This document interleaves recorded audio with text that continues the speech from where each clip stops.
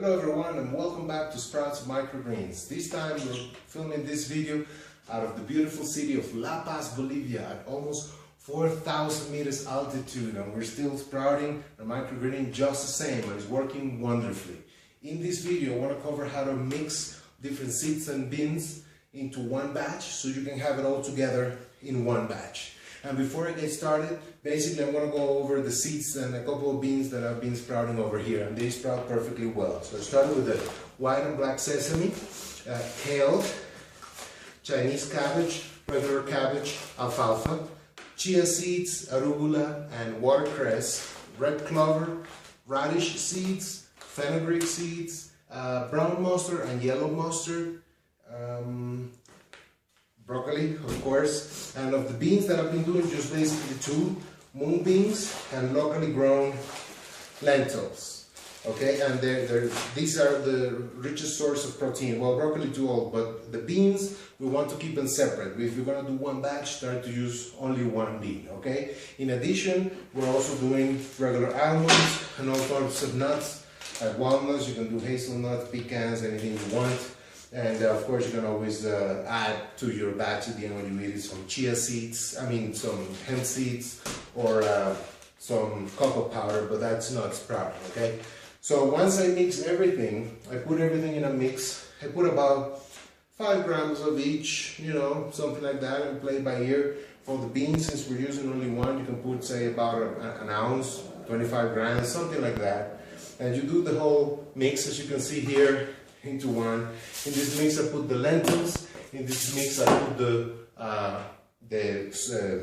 mung beans, okay? We don't want to mix the beans because apparently it's easier for the body to digest if you're only eating one bean at a time, where you can mix all the different seeds and nuts.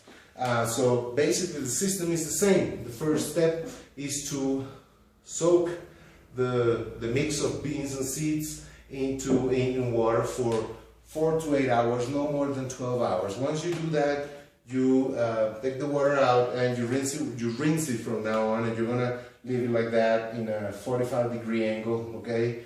Just like we did when we do each one individually.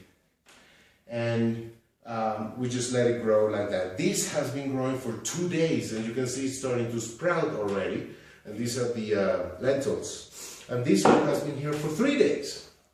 And as you can see, actually they started to sprout already, and they still have a couple of days to go before I would eat them, but if you can see there, they're actually pretty big. They're starting to grow pretty well. Okay, and this is considering the altitude here. If we were down like in Miami, where it's almost sea level, it would go a lot faster, but even here it's sprouting pretty good. Another way that I would like to introduce is the bag, the sprouting bag. It's very useful here. All you do is to wet it and let it hang like I had it there. It will drip, just let it drip. You're gonna do the same thing like you do here, but instead of leaving it in a 45-degree angle, you just let it hang forever. As you can see, this is a batch that is ready to eat.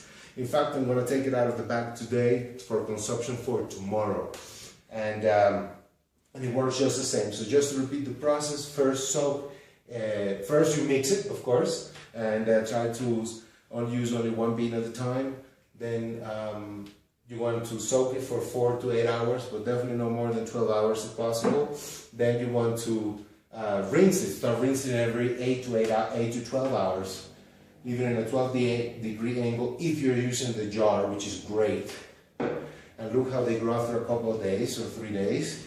And this is what it's going to look like after 5 days, and it's definitely ready for consumption. They're actually pretty big. Of course, you can double the dose depending on how much you're growing and you're eating, but all these methods are perfectly good to grow, and they're working here in La Paz just as well as in Miami. Well, thank you very much. See you next time.